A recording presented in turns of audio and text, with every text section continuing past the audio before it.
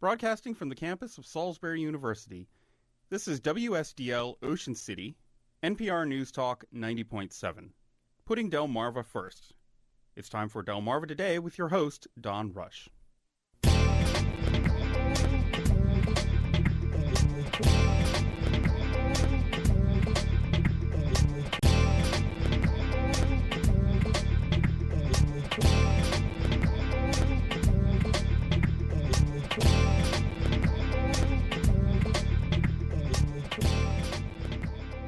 If you wanted to watch politics in action, for Marylanders, this was the week. Welcome to Delmarva Today. I'm Don Rush. The big event, of course, was the President's State of the Union address, where an aggressive Barack Obama declared that the shadow of crisis has passed, with unemployment down below 6%, 11 million new jobs behind him, and a stock market that has rebounded. The President stood like a man whose party had not suffered a major defeat in the mid-elections. For the first time, this Democratic President looked out at Capitol Hill completely controlled by Republicans. That was Tuesday night. The next day, here in Maryland, we inaugurated the second Republican governor since Spiro T. Agnew left office. Governor Larry Hogan promised to cut spending and taxes as the state faces a $750 million budget deficit. The biggest applause line of his address is when he promised to get government, in his words, off our backs and out of our pockets. To assess the political discourse, particularly a year out from the first presidential primary, we have in our studio John Barkovich, formerly chair of the Republican Central Committee here in Wacomico County. Mike Prettle, he's with the local Democratic Party, and Salisbury University political science professor Michael Laughlin. Welcome to you all. I'm going to sort of try to set the stage because there was a headline, CNN headline, actually caught my eye. It said "Morning in America," which was sort of labeled the State of the Union message from Barack Obama. Of course, Morning in America was the campaign slogan in 1984 for the re-election campaign of Ronald Reagan. And some of the phrases that sort of came out at me was, "Tonight we turn the page," "The shadow of crisis has passed," "The State of the Union is strong," talked about middle-class economics. The president seemed really very, very triumphant, and you would have never known, as I mentioned earlier, that this president's, at least party, had suffered a major defeat in the midterm elections. And John, I'm going to start with you. What do you make of the president's State of the Union, and particularly the tone that he seems to have taken, not only in the State of the Union, but ever since the midterm elections? Well, the tone issue was the one that everybody was talking about because, as everybody knows, most of the State of the Union address had been made available prior to the address that night. So the words were already there. The question was, what was the tone going to be from the president? Was he going to, in his State of the Union, reflect what had happened in November in terms of their voting on my policies, even if they're not voting on me, and they were trounced substantially? And therefore, was he going to come out and, with a tone that would say, I understand many people voted against my policies, and because of that, I still have principles that I stand for, but I'm going to make effort to work with the Republican Senate and Congress. So that was the issue. And then the tone appeared to me to be, again, very much, I'm going to do it the way I want, and I don't care what the voters say. I don't care what the voters said in November. They were opposed to my policies, but I'm not, and I'm going forward. And in fact, if you send me various pieces of legislation, I think he stated I'm going to veto 4 things in the State of the Union. He never in the State of the Union addressed any of the international issues that are raging around the Middle East, never addressed any of those issues per se, the rise of al-Qaeda, ISIS, and the threat to Americans here and abroad.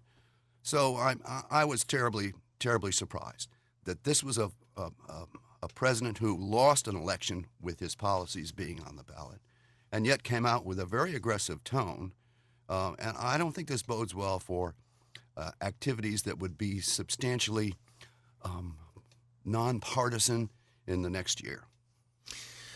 Well, sure, to Mike Prettle, because one of the things that the phrase, a number of phrases, but one of the things that stuck out in my mind was that he said, I have no more campaigns to run. And then there was sort of this clapping. It's not clear as to where it came from. Some suggest, of course, it was the Republicans. And then he added, I know because I won both of them, which, of course, stands in contrast to the loss in the midterm elections. What do you make of this tone as we're talking about and this relationship that will exist between the president on the one hand and a Republican Congress on the other? Well, I thought number one, I thought it was a very good speech. I thought it was as usual, but he is very eloquent, and I agreed with virtually everything he said. I think to some extent he was reflecting his conviction, which a number of people have commented on, that it's easier actually to deal with the Congress when they are the opposition, rather than the situation he's been facing for the last few years, where he had to sort of tiptoe through the Senate race, or the upcoming Senate race, and having a divided Congress is more difficult for a president, and I think a number of past administrations have faced the same thing.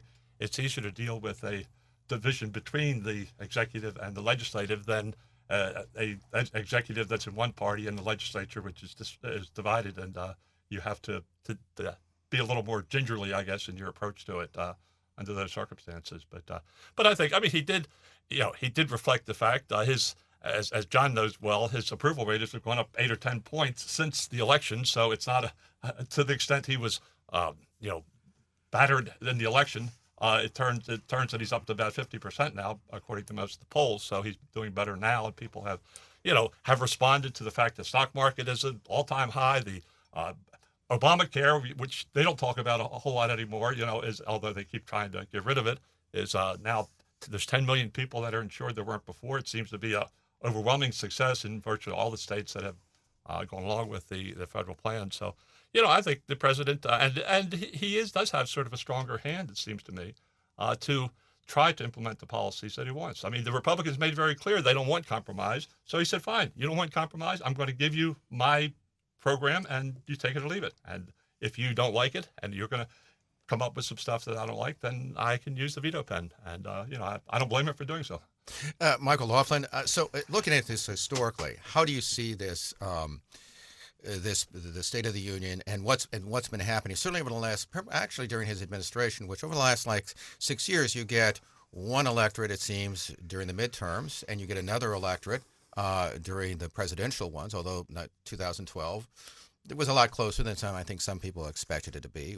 How do you fit this into the historical context? Well, we have to remember that State of the Union speeches really have a twofold function. One is to try to set a policy agenda for the upcoming congressional session, and the other is a political agenda to try to set a longer-term agenda for policy agendas for the future beyond a presidency. And I think in this context, what we really saw was that not much really has changed. Prior to the November elections, you had divided government.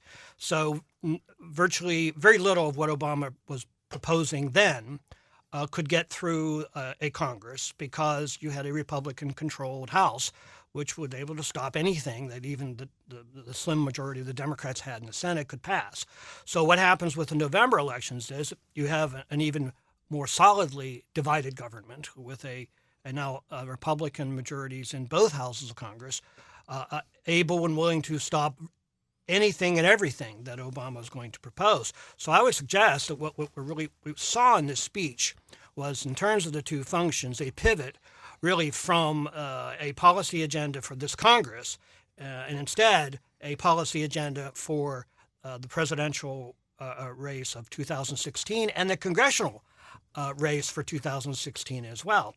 All of the main policy proposals, increase in the minimum wage, science-based climate policy, more regulation for climate, for control of the climate, tax increases on the wealthy, the question of inheritance taxes. All of those appealed to the progressive side of the Democratic Party and was essentially the beginning of a mobilization for the 2016 election, which, if the Democrats could actually bring about again, and here's where we have to remember, in terms of larger electoral context, 2014, very low turnout. 2016 is going to be a much higher turnout, the possibility of a new Democratic president and a Democratic Congress. Again, not quite sure about the House, but the Senate could flip once again. So the Republicans one scenario is that the Republicans will have a short-term victory here but would face a loss come 2016.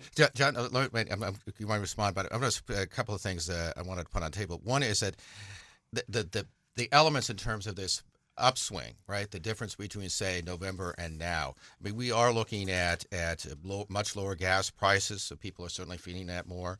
The unemployment rate is down to 5.6%, still spotty, but still much better than, say, 2009, when we're losing something like 250,000 jobs a month, although I think most people have begun to have that disappear necessarily from their memory. And you have this sort of booming energy market, for example, and so on. So on the domestic side, one of the things I see is the sort of, at least issues wind, as it were, seems to have buttressed him. And obviously, as Michael Laughlin points out, we're all now looking towards the 2016. And what do you make of those wins, and how do you see that affecting the president as he goes forward, as he deals with his Congress, given those numbers, which he's going to repeat over and over again? Oh, I understand that, and the issue is, there's another side to those numbers. Sure, go ahead. Unemployment rate is stated to be 5.8, and the true unemployment number, when you take people out who stop looking for a job because there are no jobs out there, is well over 9%.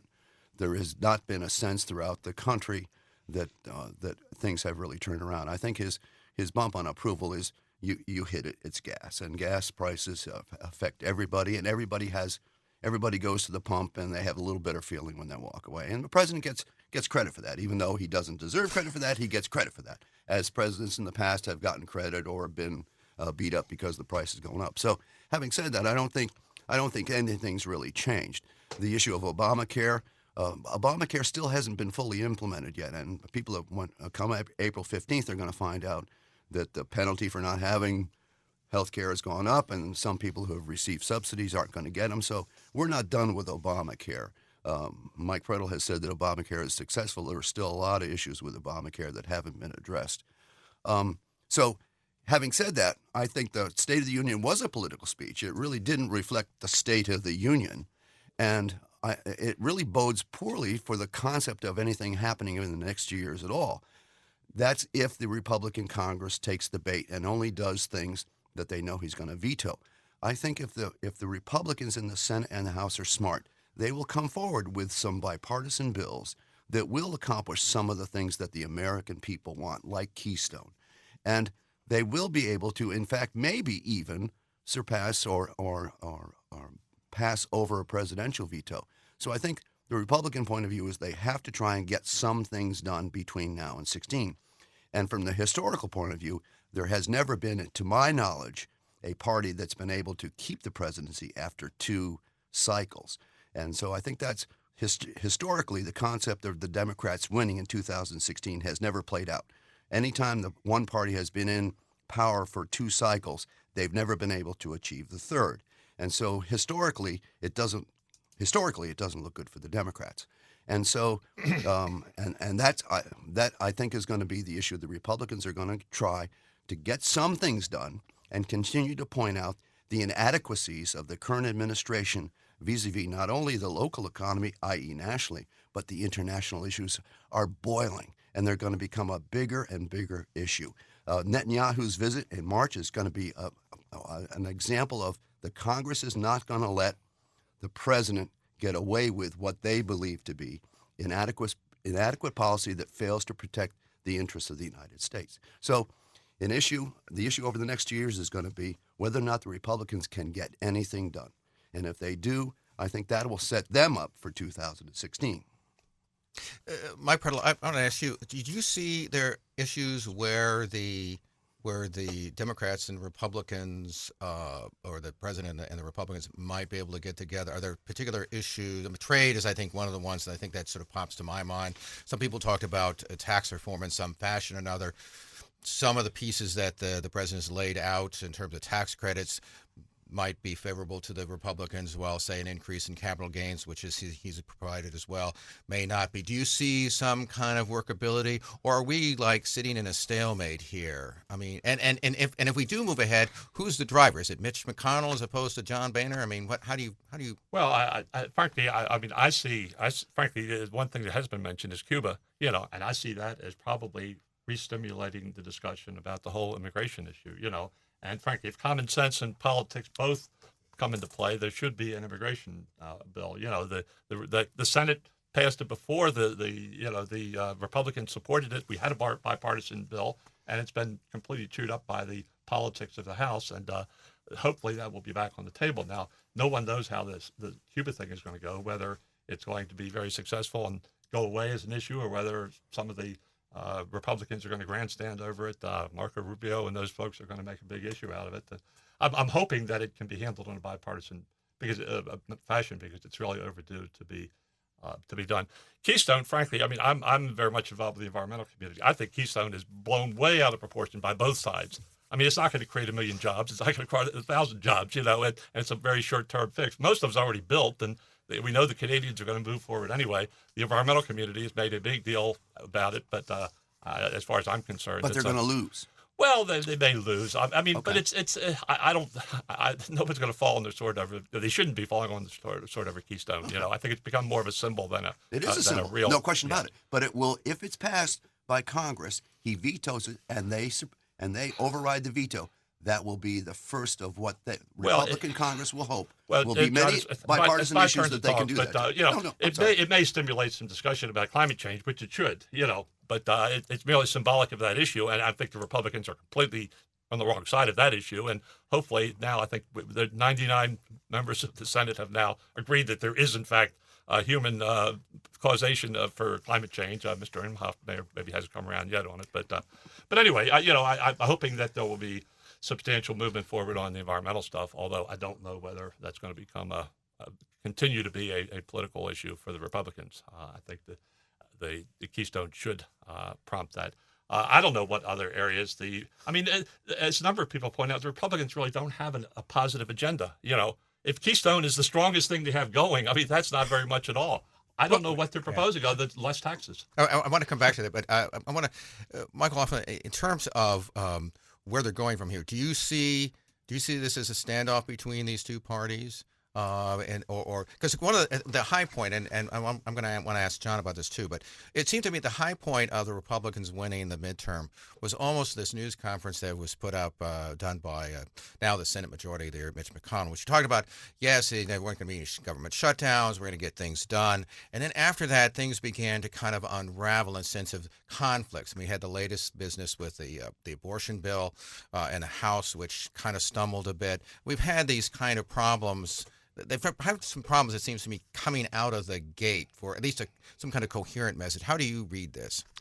Well, I think, again, it's always critical that we understand that a policy agenda and the politics and political coalitions are always interacting. And the Republicans, they win this majority.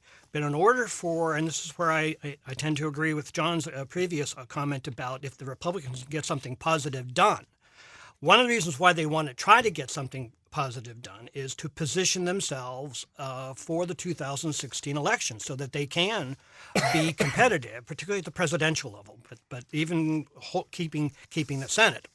The problem they face, however, is, and to your point, Don, really, that on immigration, on the minimum wage, for example, both of these are wildly supported by the public. The public wants immigration reform. The public nationally supports minimum wage. Will we get a minimum wage increase from this Congress? Will we get immigration reform from this Congress? Highly unlikely. Why? Because the Republican Party today still represents, or I should say, has increasingly represented an elite party, an upper class party that does not support increasing the minimum wage. And you also, of course, have an important ideological wing within the Republican Party that are free market folks who, argue vehemently against even having an existing minimum wage policy to begin with. If they had their way, they would reverse the 1938 establishment of a minimum wage in the first place. So the Republicans have they're stymied, I think, in terms of the pressures, the political pressures on the Republican Party are such that even though some are wise enough, even someone like Orrin Hatch, for example, he realizes that immigration reform is necessary, and the Republicans have to try to gain some credit, claim some credit for that, if they are to be competitive within the Hispanic community going into the future. But there are other parts of the party that are against immigration reform. Hence, you have a gridlocked Republican Party that in short order may not produce anything particularly significant in the next 2 years, regardless of what Obama proposes or doesn't propose or what he does and doesn't do. And that the Republican Party will be in the same problematic political position, electorally speaking, come 2016. And if I were a Republican strategist, that is the critical issue. Do you want to remain a really, truly competitive party? Because that is in question, I think, moving into the future. John, I want you to pick up on this. And one of the things that struck me particularly about the State of the Union, was that you had responses not only from the Republican Party, with Joni Ernst, the senator, but also there was a Tea Party response. Rand Paul had his response. Ted Cruz had his response. Obviously, most of these were not. I don't think any of them, except the official one, was broadcast by the networks. What are we to make of that? Is there a lot of division, separation, as we've seen with all these responses? Or do you think that, some people, someone suggested that the Tea Party response was much more critical of Obama than it was, say, of the traditional party leadership than, say, in years past. What do you make of those responses? Well, there's no question that when you're in power, there's a desire on the part of those members of that party to put forward the concepts that they think are most important. And so that's why when you have a large majority, as the Republicans do in the House, there are factions. There's no question. There's a faction. There's a Tea Party faction. There's a moderate faction. There's a faction that would like to see immigration change. There is another faction that believes that immigration change starts with border security. So they are a large group. They're in power, and so that the various parts of that power structure have different things that they want to accomplish. My suggestion is that there are some things that the party can accomplish and put forward, so that even if the president vetoes and they can't override the veto, they can say that we put these bills that the American people wanted, and they weren't done because we didn't have the presidency. And that's the political tack that they're going to take for 2016, when they say that we did this, we put forward something from immigration that the president wouldn't sign, but it was some plan. He didn't sign it. They couldn't override the veto. It doesn't get done. They do something on taxes. They do something along some of these broad aspects and do get vetoed and can't get them passed. They go to 2016 saying, the American people put us here to get things done. We tried, and the only reason we couldn't is because we need a Republican president. I think that's their approach.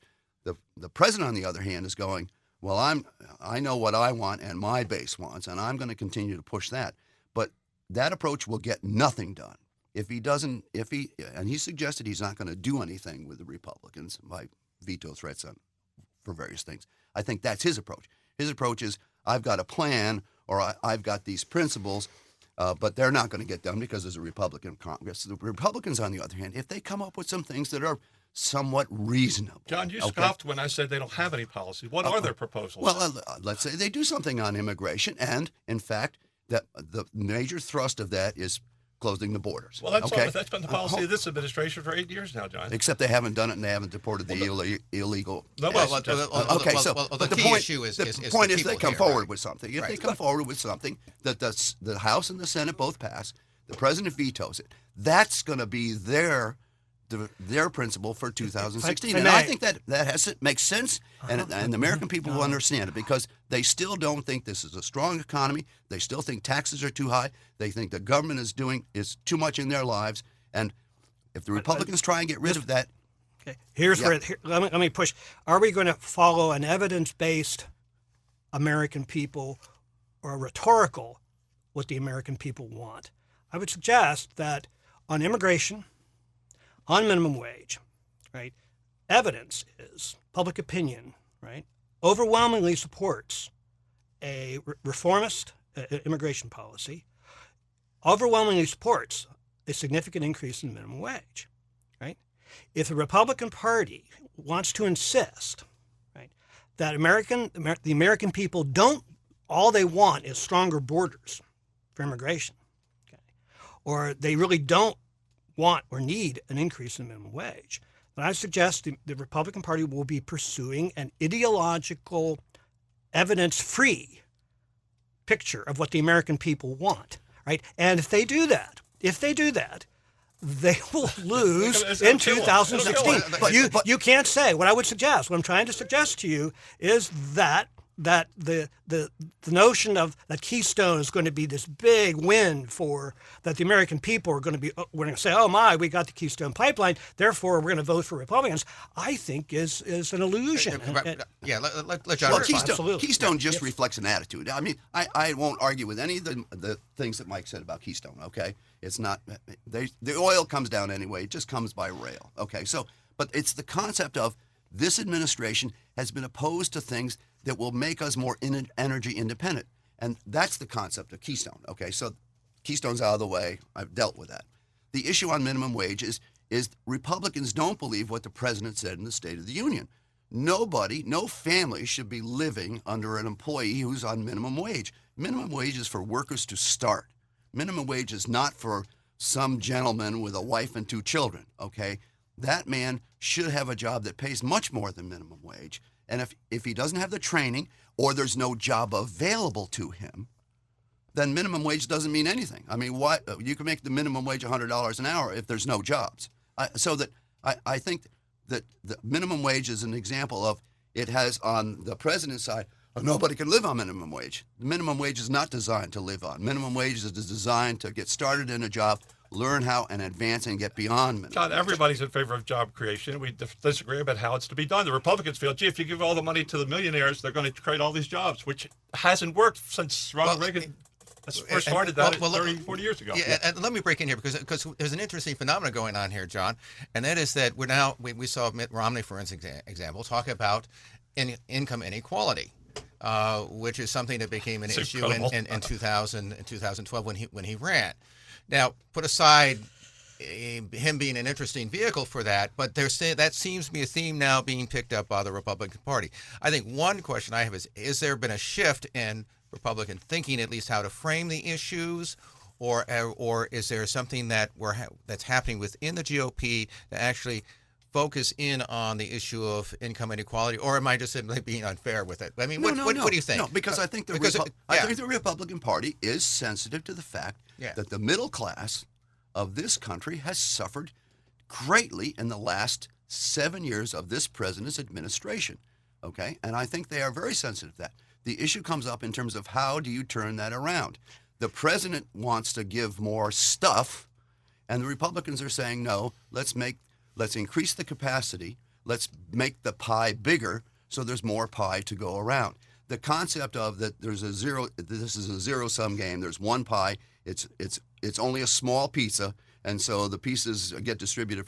The Republicans are saying, let's do things to convert that to a medium or a large pizza. There's more pizza to go around, and the middle class will get more of that pizza if there's pieces available to them. It's not a zero-sum. So let's reduce taxes on the rich. So let's reduce taxes on the rich. Let's reduce taxes on everybody. Let's reduce taxes on corporations. Let's let corporations bring money back from overseas. Let's make business better in the United States for everybody, and everybody will benefit. The rich will benefit, and the middle income will benefit. If I may, real quickly. This is evidence-free ideology. Right. Starting with 1980, we've been living under Republican regimes since 1980, largely, except for the last 7 years, right? And if you look at what's happened to both wealth inequality and income inequality, you have gaps. The growing gap of inequality takes place under Reagan, under Bush, under Bush 2, even under Clinton. I mean, Clinton does a little bit to close some, but it opens wide open when George W. gets into power. So the evidence is clear. Middle class has suffered under Republican ideology, under Republican rule. But the worst in the last 7 years. Republicans, the last 7 years. Oh, that's nonsense. That's absolutely nonsense. That's nonsense. I would remind you, John, that we did have this great recession, but that's like a separate issue. What recession was that? George W. Bush was here. No, blame it on Bush. He was here. I haven't heard his name mentioned by the Republicans for 7 years now. It will be interesting, by the way, to see how this one plays out. But I want to raise up another quick, because John actually raised an interesting question with the international situation. The president he made some references. He said they were taking out, he said, instead of sending large ground forces overseas, we're partnering with nations in South Asia and North Africa to deny safe havens to terrorists who threaten America. And of course, we have the situation now developing in Yemen, where the government is now under siege. We've had, obviously, the attack in Paris and the uncovering of what appears to be a terrorist cell in Belgium. We've also seen the growth of ISIS, certainly, as something that did not exist even 5-6 years ago. We seem to see a certain unraveling, at least in the Middle East, and particularly in the Arab Muslim world. I'm going to go to you, Mike Brettel. What do you make of this in terms of the president dealing with this sort of roiling international situation, and how much responsibility does he have in terms of how he effectively or ineffectively dealt with these major changes, which we've seen really coming out, I guess, out of the Arab Spring? Well, we've seen it since we took the cork out of the bottle by invading Iraq, frankly. And it's what some of us predicted was going to happen. If we stirred up that pot, it makes Saddam Hussein look like not such a bad guy in view of everything that's happened since. I think there's certainly Republicans who want a good war. There's a faction of that party that's always wanted a war. And frankly, no one can say the president has a strong foreign policy, but I think maybe he has the right foreign policy in that there's a lot of things that he needs to deal with, and frankly, we have been disengaging to some extent. John talks about this huge crisis in the Middle East. We've had a huge crisis in the Middle East since about the time that Bush invaded Iraq, and yes, it comes up and down, and now we got ISIS instead of some other faction, but I don't think there is anything that's crying out for a new war, as some Republicans would have you believe. So, is foreign policy secured? No. Has Obama done a good job? I think he's done probably the best job he could have done under the circumstances. Should we have gone into Syria? Should we attack Yemen? Should we do this, that, and the other? I think it's a complicated world, and the Middle East is extremely complicated. And I don't think I've heard anybody have a solution to the problem. I heard the former ambassador to Yemen talk about, well, there's actually 6 factions. Let's talk about this guy's fighting this guy, this guy's fighting this guy. We don't know who we're going to back at any given time. And, the president could pick a hero, but I think he's done smart by not picking the heroes or the people that he feels are the right guys in any of those conflicts that have popped up in the last 7 years. John, what I think when 13 teenagers were executed because they were caught watching a soccer game, that's an evil that is almost beyond comprehension. To say that evil should not be contained, reduced, destroyed by this country, I think is wrong. If we're going to be leaders in the world, if America wants to be a leader, if America wants to continue to take our principles and values and show them to the world as being a positive, then we cannot let that kind of thing happen. From my point of view, President Obama has squandered the gains that were accomplished by the blood and money and treasure that this country put into Iraq. When he took over, Iraq was, compared to now, exceedingly stable. And now what has happened since America has pulled out of Iraq is we have terrible, terrible consequences to people, the human beings that live in that area. ISIS is a terrible evil. It has grown to this proportion because of the failure of this country to respond appropriately early on. And now we still haven't appropriately responded. ISIS is stronger now than it's ever been. President Obama was just weeks ago regaling us with the success of his Yemen policy with drones and support of that African country. And it's all falling apart. And it's falling apart because of a lack of leadership on the part of this administration. And I think the American people, who have been so concerned about local issues in terms of employment and money, we all understand that those are important. But they are starting to realize the significance of this disaster brought to bear when they saw what happened in Paris. Americans are now worried about this evil spreading to this country. And this evil has not been contained. It's only getting stronger, and that's because of a lack of a leadership on the part of this John, administration. do you feel that the people of this country really want to go back into another war in the Middle East? I think the people of this country don't want to see people with automatic weapons I don't running wanna see around that grocery either, John, stores but- in America. And if Fine. it takes ground troops in the Middle East to do that, Let's I have think another American good war, people huh? would be happy about it. Okay, I think that's what they would prefer. Now, Michael Laughlin, I know you've been critical of the administration's foreign policy certainly from the left of the spectrum. What's your assessment of how much responsibility there is? Has the administration made some serious mistakes, errors here? What's your assessment? I think that what we really have is a little bit of a schizophrenia, I think, within the Obama administration in a sense. On the one hand, domestic policy, he speaks like a liberal, or if you wish, a social democrat, right? But on the other hand, with regard to foreign policy, he's really tracking familiar ground and an imperial ideology that there's, if Mitt Romney had been elected president, foreign policy would look very similar to what foreign policy looks like under the Obama administration, with the exception that Republicans tend to be more trigger happy with large-scale wars. But make no mistake about it, we have continued war policy. Drones are continuing to bomb. We have our fighter planes continuing to bomb. We have troops. We increased more troops into Iraq. It's been continuous war. The war party controls both political parties, right?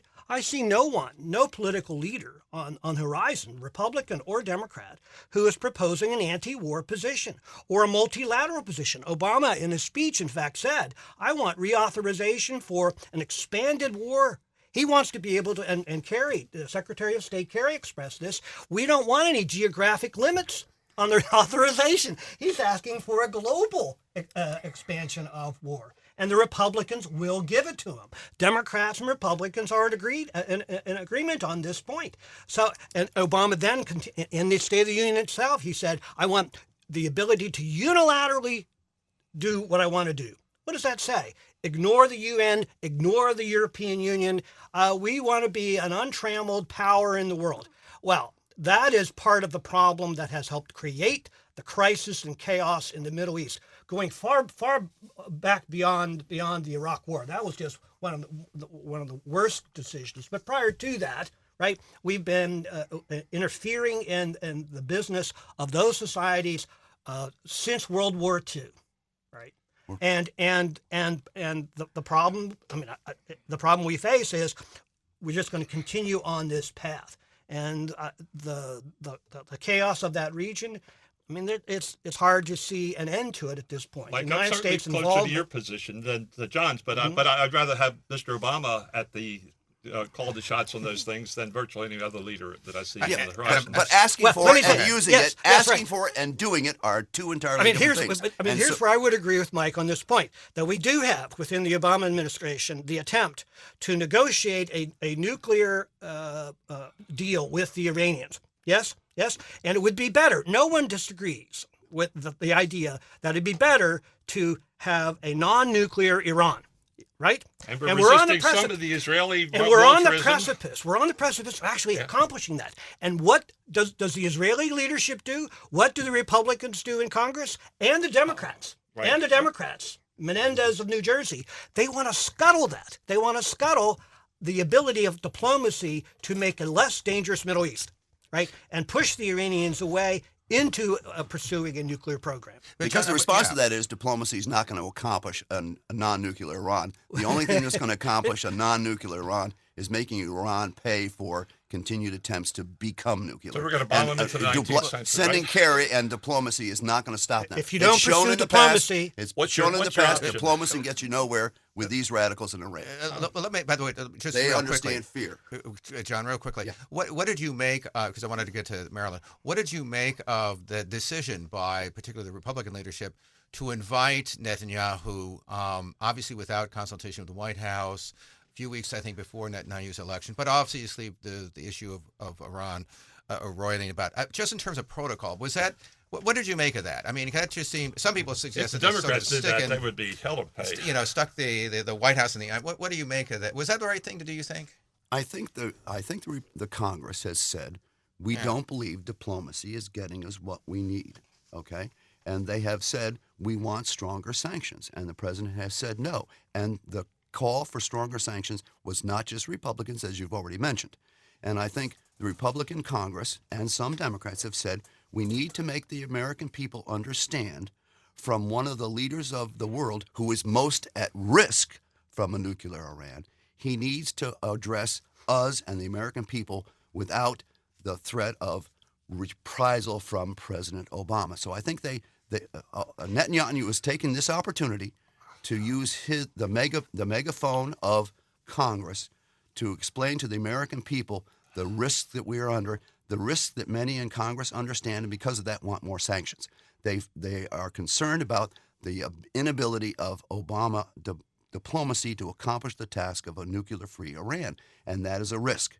And so Congress has said, we have to act. We have to do something ourselves to push this concept forward. And getting Netanyahu to speak accomplishes we that have task. to undercut the negotiations that the administration is presently handling. The negotiations that have accomplished nothing and allow the Let- Iranians let- still let- to continue, let- that allow the Iranians still to continue By their the- nuclear are- program. let me just real quickly, 'cause are you concerned about, just flip it around, are you concerned that there's this head of state, in this case Netanyahu, coming to the Congress to directly try to influence publicly American foreign policy?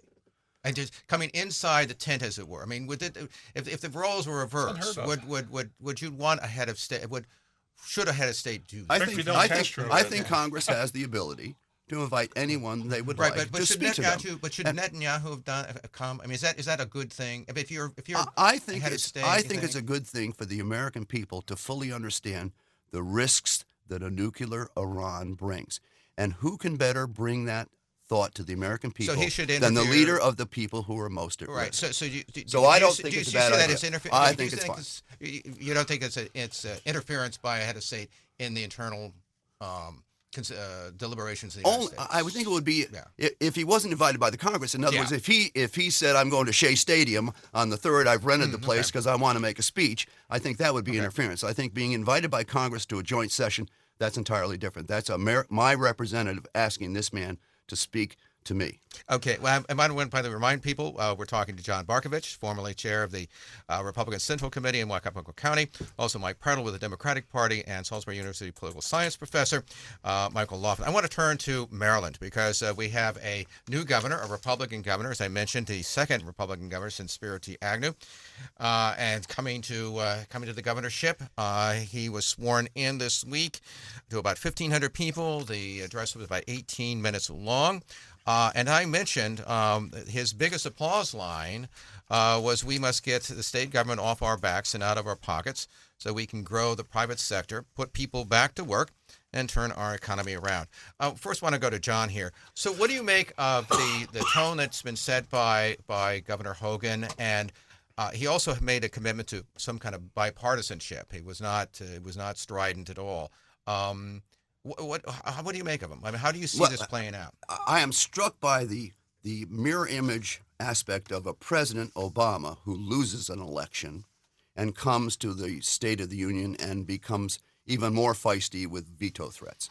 And then I look at a businessman who wins an election, and rather than come forward and say, I'm going to do this, this, and this, he says, I'm going to work with the Democratic Senate and House to accomplish things for Maryland without giving up the concepts that got him the vote. I mean, he ran throughout his campaign on reducing Maryland's deficit and getting cost and our spending under control.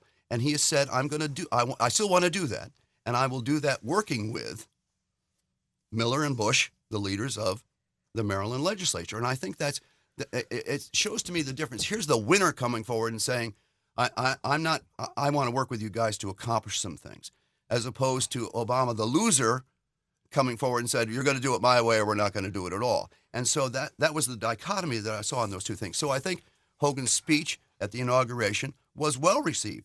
The Baltimore Sun the headline is a call to middle ground. And I think that's exactly what Governor Hogan was talking about. He's trying to achieve some middle ground. So I'm hopeful. Okay, I don't know how it's going to work out. There's no question Maryland has a large deficit. We have to reduce spending. It cannot continue. There isn't a single fee. There isn't a single cost that hasn't gone up. People in this Maryland state understand that we are being beat up. When jobs are lost in Salisbury, don't blame it just on the company. They didn't go to New York or California. They went to Texas. They went to Texas because they're business friendly. And Maryland has to learn that we cannot continue to tax and spend and expect the state to be successful. And I think Governor Hogan is trying in small steps to say, the people that elected me believe that we need to do something to turn that around. And I think if the Democratic legislature is understanding, there will be some things that they can accomplish together with Hogan that may start to achieve that. Because I think the Democrats are starting to realize we can't continue to spend. But, because in this call for bipartisanship, I mean, the quote out of it says, too often, he says, we see wedge politics and petty rhetoric used to belittle our adversaries and inflame partisan divisions. When the partisan shouting stops, then we can hear each other's voices and concerns. What do you make of this commitment to bipartisanship? We'll get to his budget in a moment, but he certainly said maybe a bit of a different tone than what I recall from, say, Bob Ehrlich, the other Republican governor. Well, Don, I was asked to write an op-ed for the Daily Times a few weeks ago, and I said we all wish him well. We hope that he can accomplish what he set out to do, that is to lower taxes and to have more efficient government. So everyone hopes that can succeed. You know, John would like to contrast it with the Obama administration or the Obama's challenge, including saying, bring me a reasonable immigration bill and I'll sign it, which is what Obama's been saying for some time. Hogan, on the other hand, speaks bipartisanship, and on his way back from the inaugural address, he says, by the way, those regulations that the Maryland Senate and the House of Delegates have been working on for the last 4 years, I want them scotched this afternoon. So, so it's one thing to talk bipartisanship, but it's another thing to act bipartisan. And, did he go back and say, look, we need to rethink these regulations? He said, no, they're dead, and at least that's the impression he gave everybody, that he's not even open. Frankly, I have some reason to believe that perhaps they should be rethought. But I would have liked for Mr. Hogan if he truly believed that there should be a bipartisan approach to these things, to say, I'm going to withdraw the regulations that we have now, and I'm going to appoint a blue ribbon committee involving farmers and various interest groups to rethink the regulations. That would have shown me bipartisanship rather than what he did on Inauguration Day. John, by the way, what did you read from the governor in terms of these regulations? Did you get the sense that, well, I want to pull them back and look at them again, or did you think he was saying, as Mike was saying, that they're dead? No, I think he said these regulations are dead. I think he has not said that they won't go forward with some further investigation. I think the Washington Post today actually addressed that issue, that said that he's stopped those regulations. But he has not said he will, though. He has not said that he's not going to. I think that there's still the assumption that there will be some concern on the part of Hogan, our governor, to do something about farming on the Eastern Shore. I think what he said was that where we got to with Governor O'Malley was just inappropriate, wrong. Stop that. We'll go forward with something. And I think that's what I understood the final statement to be.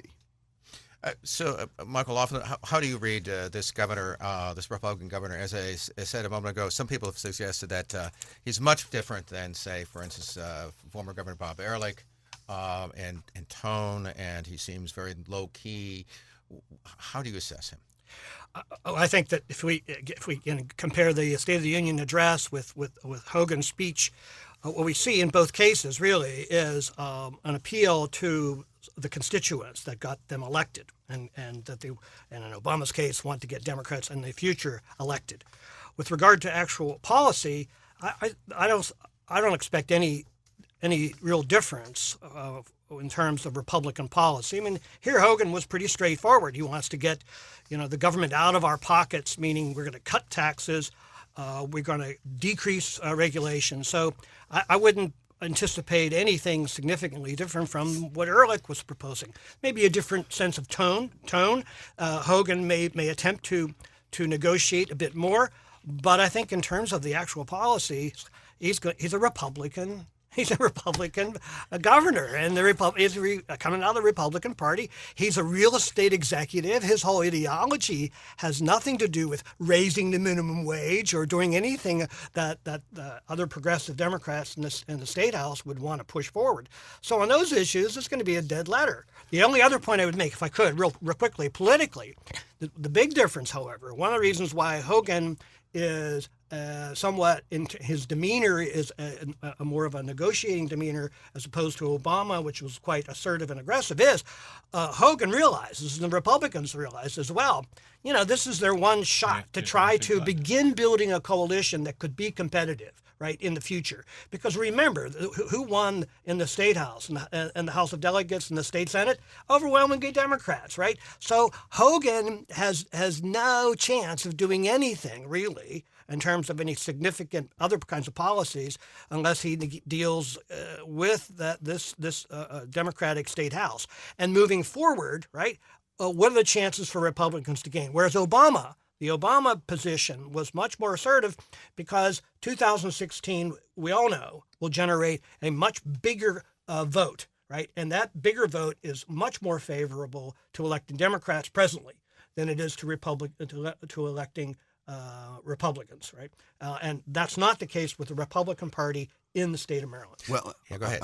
Just quickly, there are differences between Hogan and Ehrlich. Ehrlich was a politician, a congressman. Ehrlich, and so comes more with that political background than Hogan, who, as you appropriately stated, came real estate background, and who knows more how to negotiate than somebody who deals in real estate. So I think his whole background is entirely different. He comes with a negotiating background, and I think when we look at his budget proposal, he has not made any grand, giant cuts anyplace. He's little nibbles here and there. 2% raise for state workers goes away. I'm going to do some rapid transit, but I'm not going to do it all. I'm going to continue to support school construction. That's great. But I'm going to cut some of the money that we send to the rich counties for their kids because they spend twice as much as we do here in Wycomico County. So I think he's sort of nibbling at the edges. He got elected not because Republicans voted for him. He got elected because there were a lot of Democrats that voted for him, too. There were a lot of blue-collar Democrats in Baltimore County and those surrounding counties. That's what got him elected. Two things got him elected. A lot of Democrats didn't show up, but a lot of Democrats did show up and voted for Hogan because they are in that middle class that we've been talking about that's been suffering not only in the state of Maryland but in the country as a whole. And those people are worried, concerned about where the state is going. They've seen everything that they pay for, title, driver's license, everything they have to buy from the state costs more, and they're going, we just can't do this anymore. And this guy Hogan comes forward and says, I'm going to try and stop that. I'm going to try and balance our budget. If we only have $1, I'm only going to spend $1. And so I think if he can continue to push that gently, not radically, but gently, I think the potential is that the Democrat legislature will see we can't continue to do what we've been doing because it is driving us into a hole. And if that happens, then there is the potential that he could get reelected. Not necessarily bring along a Republican legislature, but he might get reelected if he has that approach and continues that. Bob Ehrlich came forward, did some things, and as soon as he lost, he sort of closed up, said, that's it, I'm not going to deal with you guys anymore. And I don't think that's because Hogan's not a political background. He's going to go, okay, fine, I tried this negotiation to buy this building. It didn't work. I'll go to the next one. And I think if he does that, with Bush and Miller, who are they care about the state of Maryland just like he does. But I think if they can do little bits here and there, they can really begin to start to turn the state around. And I think that's potential for him to then be reelected. And I think that's that's his approach, which is, as I say, I think that's contrary to President Obama's approach was, I've given up on these next 2 years. All I care about is 16, and that's what I'm going to focus on. Whereas Hogan's going, I've got 4 years to kind of work on achieving the things that the people that got me elected want me to do. And I think there's potential for that to be successful. But it's got to be a little bits at a time. And if he loses, he can't give up and say that's it. And the Republican base has to understand that too. Because the Republican base is part of what drove Bobby Ehrlich to his bunker mentality that didn't get him elected 4 years later. So I think there's a little bit of understanding on the party side as well as the governor that we have to do it a little bit differently in the state of Maryland. We got to go slow, but the people have realized that where we're going now is not the place we want to be. Mike Predel, I want to interject here, because he's laid out this idea about having sort of a moderate Republican governor moving slowly forward. I mean, as he mentioned, I think there's like a slight increase, I think, in it for education, right? There's some cutbacks, as I recall, also in some of the funding for environmental construction, right? Back, so yes, that's going to be a big problem. So do you see Hogan being able to navigate the waters such that he might be able to catch, for instance, a second break and pick up a second term? I know when I've talked to some of the Democrats, local Democrats in particular, but some of them involved with the statewide, and they fault Lieutenant Governor Anthony Brown for a terrible campaign. For the campaign, relying on the three counties, not a lot of campaigning here, that kind of thing. And they say, okay, not this time. You know, next time we're going to do this job right. How much of it is just simply the particulars, the technicals on that side, and how much is it perhaps the ability for Hogan to create an image for himself that in which he can get reelected, despite the fact that this is a deeply blue state?